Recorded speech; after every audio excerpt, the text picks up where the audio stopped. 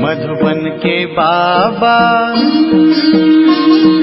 मधुबन के बाबा मुरली वाले, आपका क्या कहना,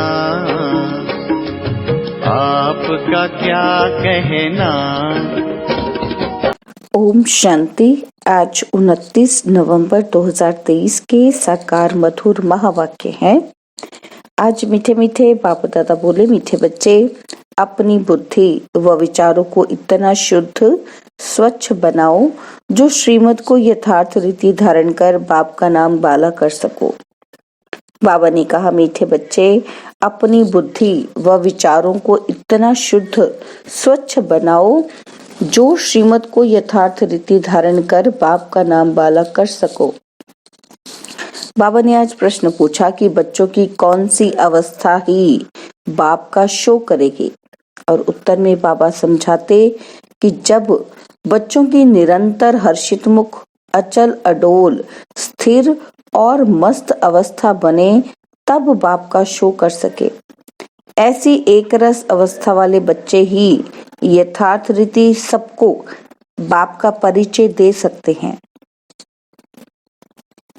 मुरली का गीत है, मरना तेरी गली में, जीना तेरी गली में। ओम शांति।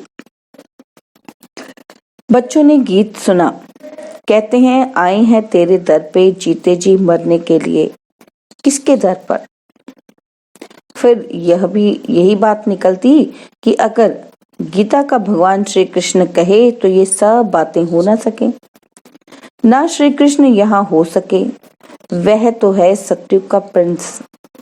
गीता कोई श्री कृष्ण ने नहीं सुनाई, गीता तो परमपिता ने सुनाई। सारा मदार एक बात पर है, भक्ति में तुम इतनी मेहनत करते आए हो, वह तो दरकार ही नहीं। ये तो सेकंड की बात है। सिर्फ एक बात ही सिद्ध करने के लिए भी बाप को कितनी मेहनत करनी पड़ती है, कितनी नॉलेज देनी पड़ती है। प्राचीन नॉलेज जो भगवान ने दी है वही नॉलेज है। सारी बात गीता पर है। परमपिता परमात्मा ने ही आकर देवी देवता धर्म की स्थापना के लिए सहज राजयोग और ज्ञान सिखलाया है, जो अब प्रायलोप है। मनुष्य तो समझते हैं श्री कृष्ण कभी फिर आकर गीता सुनाएगा, परंतु अब तुमको ये अच्छी रीति गोले के चित्र पर सिद्ध करना है कि गीता पारलौकिक परमपिता परमात्मा ज्ञान सागर ने सुनाई। श्री कृष्ण की महिमा और है, परमपिता परमात्मा की महिमा और है। वह है सत्युग का प्रिंस, जिसने सहज राजयोग से राज्य भाग्य पाया है। पढ़ते समय नाम रूप से और है, और फिर जब राज्य पाया तब और है। ये सिद्ध कर बताना है। पतित पावन है ही एक बाप। अभी फिर से श्री कृष्ण की आत्मा पतित पावन द्वारा राजयोग सीख भविष्य पावन दुनिया का प्रिंस बन रही है। यह सिद्ध कर समझाने में भी युक्तियां चाहिए। फॉरेनर्स को भी सिद्ध कर बताना पड़ता है। नंबर 1 है ही गीता, सर्वशास्त्रमयी श्रीमद् भगवत गीता माता। अब माता को जन्म किसने दिया? बाप ही माता को अडॉप्ट करते हैं ना। गीता किसने सुनाई? ऐसे नहीं कहेंगे कि क्राइस्ट ने बाइबल को अडॉप्ट किया। क्राइस्ट ने जो शिक्षा दी उनका फिर बाइबल बनाकर पढ़ते हैं। अब गीता की शिक्षा किसने दी जो फिर बाद में पुस्तक बनाकर पढ़ते रहते हैं? यह किसी को पता नहीं, और सबके शास्त्रों का तो पता है। यह जो सहज राजयोग की शिक्षा है वह किसने दी है, यह सिद्ध करना है। दुनिया तो दिन प्रतिदिन तमो प्रधान बनती जाती है। ये सब स्वच्छ बुद्धि में ही बैठ सकता है। जो श्रीमत पर नहीं चलते उनको धारणा हो न सके।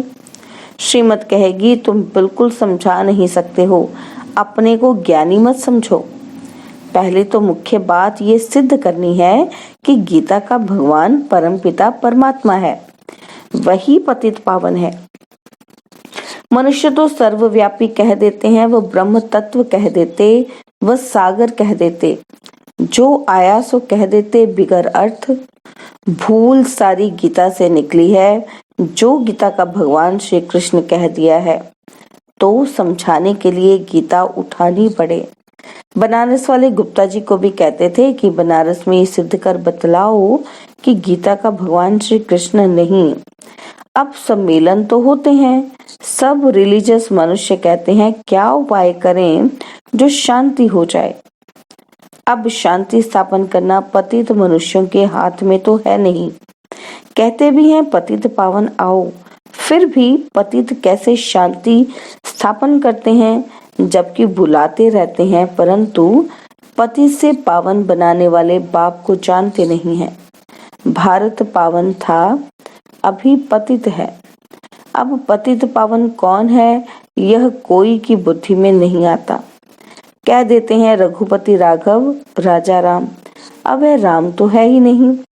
झूठ बुलावा करते हैं, जानते कुछ नहीं। अब ये कौन जाकर बताए। बड़े अच्छे बच्चे चाहिए, समझाने की बड़ी युक्ति चाहिए। बड़ा गोला भी बनवाया है जिससे सिद्ध हो जाए कि गीता भगवान ने रची। वह तो कह देते कोई भी हो, है तो सब भगवान।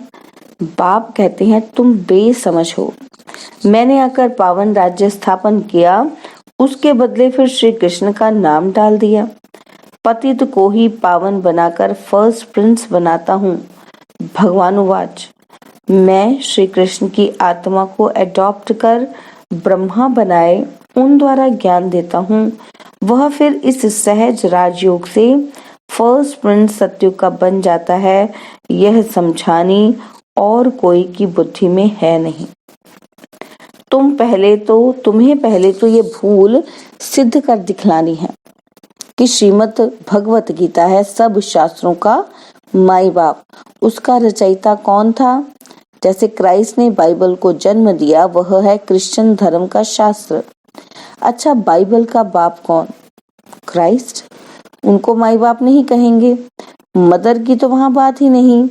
ये तो यहाँ माता पिता है। क्रिश्चियन ने रेस की है श्री कृष्ण के धर्म से। यूं तो वह क्राइस्ट को मानने वाले हैं। जैसे बुद्ध ने धर्म स्थापन किया तो बौद्धियों का शास्त्र भी है। अब गीता किसने सुनाई, उससे कौन सा धर्म स्थापन हुआ, ये कोई नहीं जानते।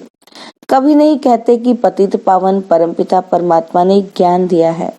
अभी गोला ऐसा बनाया है जिससे समझ सके कि बरोबर परमपिता परमात्मा ने ज्ञान दिया है। राधे कृष्ण तो सतयुग में है, उन्होंने अपने को तो ज्ञान नहीं दिया। ज्ञान देने वाला तो दूसरा चाहिए। कोई ने तो उन्हों पास कराया होगा। ये रजाई प्राप्त कराने का ज्ञान किसने दिया? किस्मत आप ही तो नहीं बनती। किस्मत बनाने वाला या तो बाप या टीचर चाहिए। कहते हैं गुरु गति देते हैं, परंतु गति सदगति का भी अर्थ नहीं समझते। प्रवृत्ति मार्ग वालों की सदगति होती है, बाकी गति माना सब बाप के पास जाते हैं। यह बातें कोई भी समझते नहीं। वह तो भक्ति मार्ग में बहुत बड़े बड़े दुकान खोल कर बैठे हैं। सच्चे ज्ञान मार्ग की दुकान यह एक ही है, बाकी सब भक्ति मार्ग की दुकानें हैं। बाप कहते हैं ये वेद शास्त्र आदि सब भक्ति मार्ग की सामग्री है। इन जप तप वेद शास्त्र आदि का अध्ययन करने से मैं नहीं मिलता हूँ। मैं तो बच्चों को ज्ञान देकर पावन बनाता हूँ। सारी सृष्टि का सदगति दाता हूँ। वाया गति में जाकर फिर सदगति में आना है। सब तो सतयुग में नहीं आएंगे। यह ड्रामा बना हुआ है जो कल्प पहले तुमको सिखाया था। जो चित्र बनवाए थे अब बनवा रहे हैं। मनुष्य कहते हैं 3 धर्मों की टांगों पर सृष्टि खड़ी है। एक देवता धर्म की टांग टूटी हुई है, इसलिए हिलते रहते हैं। पहले एक धर्म रहता जिसको अद्वैत राज्य कहा जाता है, फिर वह एक टांग कम हो 3 टांगे निकलती हैं, जिसमें कुछ भी ताकत नहीं रहती है। आपस में ही लड़ाई झगड़ा चलता रहता है। धनी को जानते ही नहीं, निधन के बन पड़े हैं। समझाने की बड़ी युक्ति चाहिए। प्रदर्शनी में भी ये बात समझानी है कि गीता का भगवान श्री कृष्ण नहीं है, परमपिता परमात्मा है, जिसका बर्थ प्लेस भारत है। श्री कृष्ण तो है साकार, वह है निराकार, उनकी महिमा बिल्कुल अलग है। ऐसी युक्ति से कार्टून बनाना चाहिए जो सिद्ध हो जाए कि गीता किसने गाई। अंधों के आगे बड़ी आरसी मना आईना रखना है, यह है ही अंधों के आगे आईना। जास्ती टू मच में नहीं जाना है। कड़ी भूल यह है, परमपिता परमात्मा की महिमा अलग है, उसके बदले श्री कृष्ण को महिमा दे दी है। लक्ष्मी नारायण के चित्र में नीचे राधे कृष्ण है, वही फिर लक्ष्मी नारायण बनते हैं। लक्ष्मी नारायण सतयुग में, राम सीता त्रेता में, पहला नंबर बच्चा श्री कृष्ण है, उनको फिर द्वापर में ले गए हैं। ये सब है भक्ति मार्ग की नूंद। विलायत वाले इन बातों से क्या जाने। ड्रामा अनुसार यह ज्ञान किसी के पास भी है नहीं।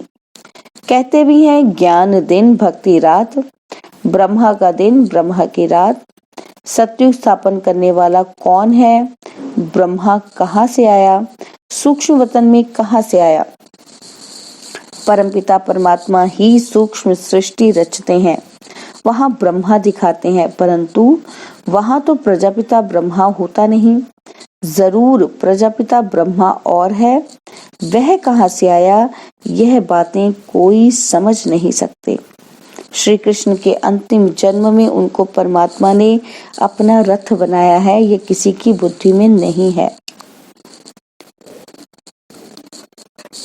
ये बड़ा भारी क्लास है। टीचर तो समझते हैं ना कि ये स्टूडेंट कैसा है, तो क्या बाप नहीं समझते होंगे?